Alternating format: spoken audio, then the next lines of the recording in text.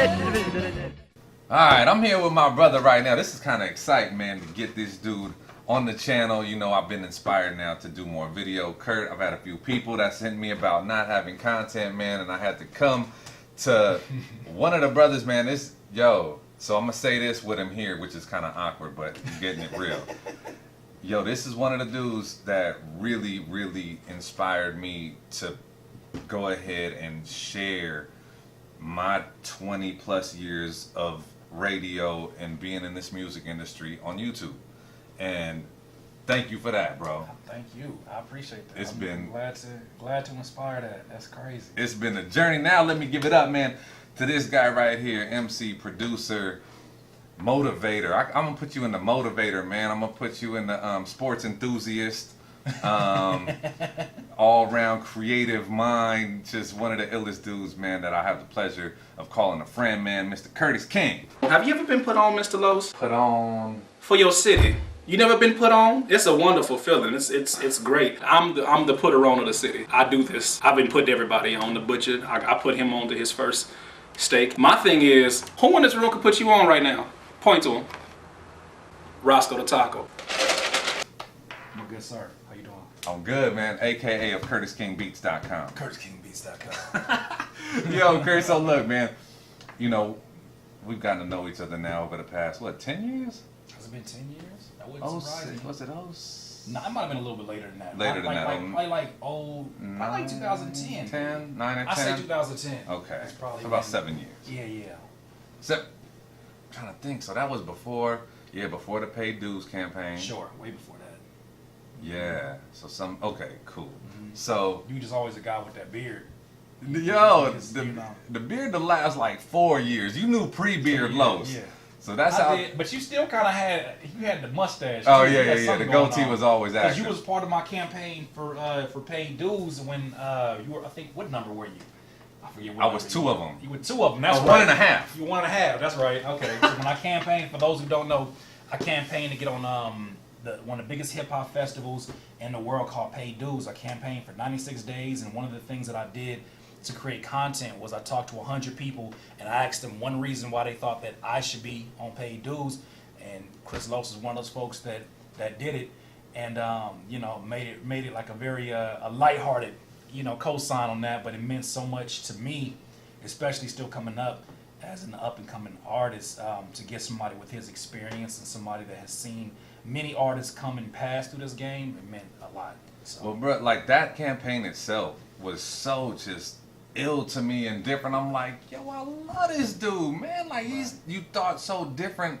It was just, let me go and collect these and put this up and show why all of these people want me on Paid Dues. Mm-hmm. What's up, Murs? Yeah. And it was just like, yo, and to see you get it, I was like, absolutely. Yeah, that's what's up. Yeah, it was.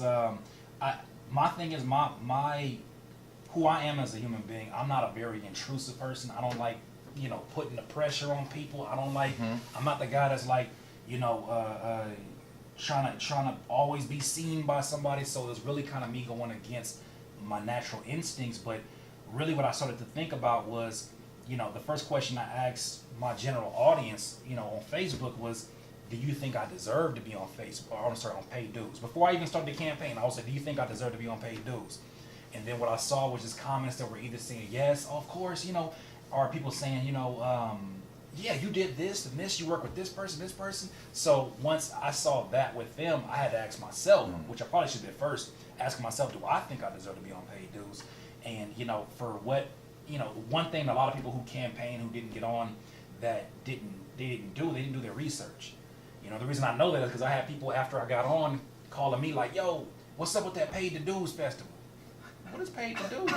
What you mean Paid to Dues? Right. You didn't even read it. You just know it because of the excitement around it. But I read through the bio when it talked about what it stood for and how it was something that, in the initial stages was supposed to be given a platform to independent artists, a festival platform that wasn't existing anywhere else. Mm-hmm. So I saw that and said, okay, what are Paid Dues to me? And I started thinking about all those, everything from as early as recording in my grandma's patio to, the footwork I did to get on Ab Soul's project as a producer, the footwork I did to network with the Kendrick Lamars and, eventually the Murs. Like, I've done it, and then I knew that okay, this campaign needs to be a blown up version of what I've already been doing for the last 10 years, Right. you know, or eight years at that point. And that's what I did. It was a microcosm of that, and then I just blew it up, and to the point where, you know, Tumex was telling me at one point, he's like, man, I remember that campaign, like years after it happened. He's like, remember that? I was like, man, if you didn't get on there, I was gonna riot. He was like, I didn't even know who you was, but I knew you was going hard in the paint for it. And you know, I have not had the opportunity to have a very fanatic fan base. I have a very calm fan base. It's like they love the music. They really understand what I'm trying to do, and you know, they believe in what I'm doing. And at that point in time, it was just like, yo, we riding with you. So it wasn't like the Reverie. Reverie had folks who were just going nuts, like, oh, you better put her on here, we gonna burn this thing down. Like I didn't have those, Right. but I have folks, and I'm really appreciative of them that you know, they got Murs' attention on more than enough occasions. And it happened so subtly that it wasn't as loud as somebody else's campaign, but it was things like Murs told me like he would be just, you know, randomly kind of getting some lunch somewhere, and somebody would be like, yo, you gonna put Curtis on paid dues?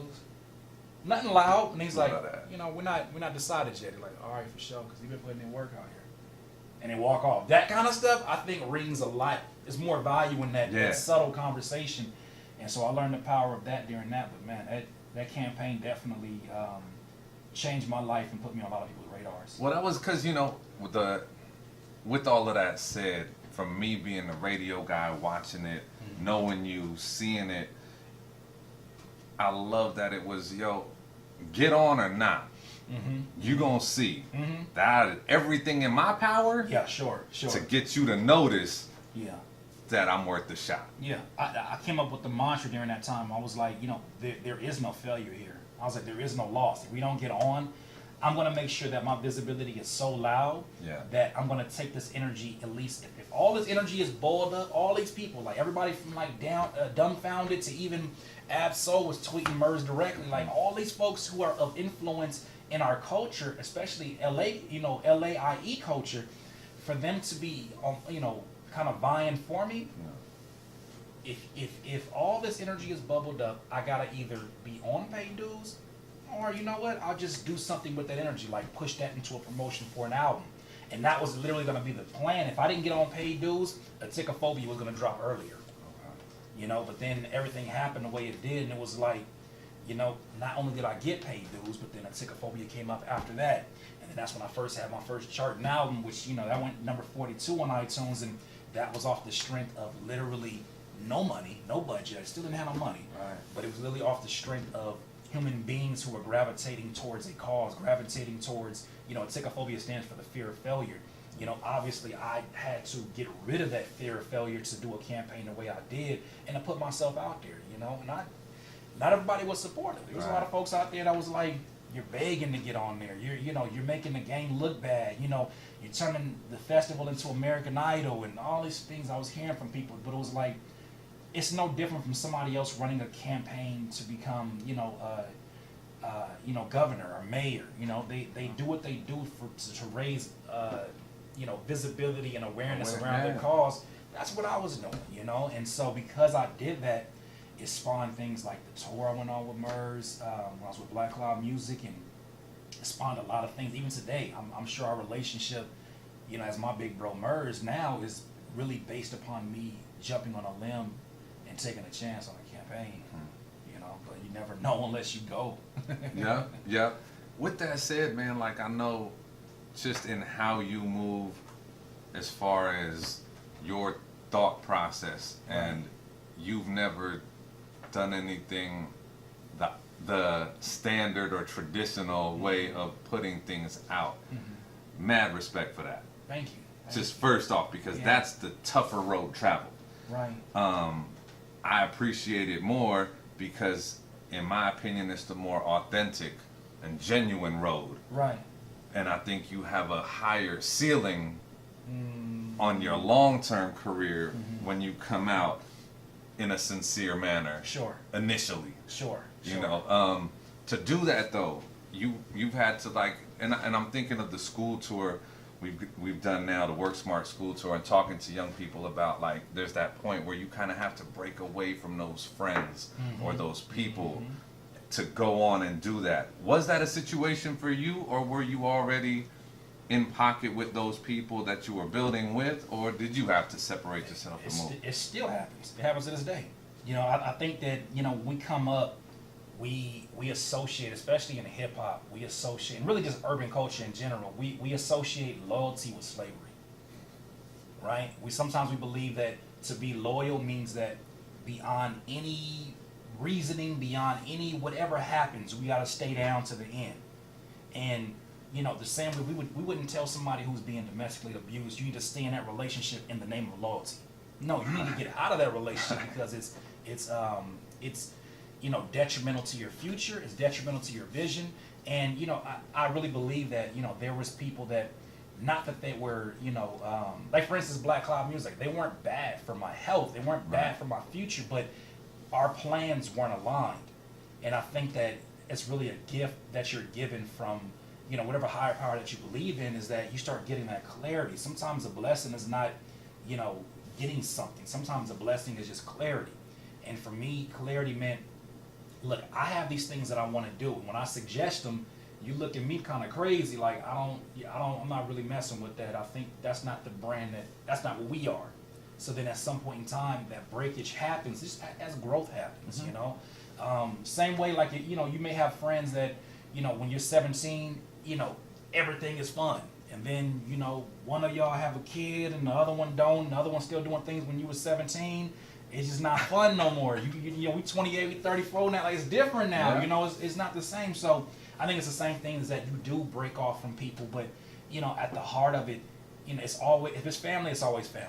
Even if you're not doing business together. Correct. You gotta be able to separate business and family. Like, you know, folks is always still my family, but at the same time, I think that it's natural that the more you start to see the path that you're put here for, like we came out the womb, and we didn't come out the womb in groups and in labels.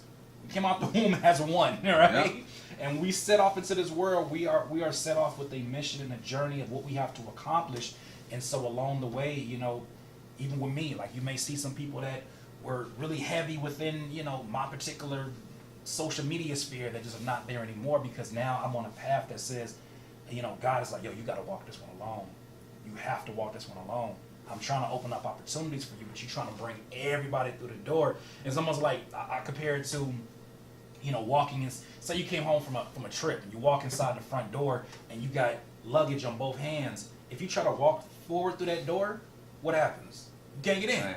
You turn sideways, bring your luggage in first. You can bring some other stuff through up there, you know? And I think it's the same thing with sometimes the people that we come up with, is that, you know, if we all try to bust through the door at the same time, it's just too congested. So I think that it's sometimes you got to be the leader in your own realm and see the vision, and that's really what spawned the YouTube. That spawned, you know, the journey that I'm on now. Now people are starting to get a little bit of an idea of what I was on to. But no, I completely agree with you. Is that you know, as you grow, folks go in different directions. That's all it is. Yeah. It's natural. Yeah, it is, and it's good. It's good. It's healthy, you know, Yeah. because the thing is, you don't want to be fostering business relationships for the sake of just business relationships, right? You want to make sure that everything is for your growth and your happiness, because, you know, one thing I always say, Tony Robbins says that 2 things that make us happy as human beings, we all have 6 needs, you know, certainty, uncertainty, love and connection, significance, and then the last 2 are growth and contribution. Growth and contribution are what make us happy. We spend most of our time on the other ones.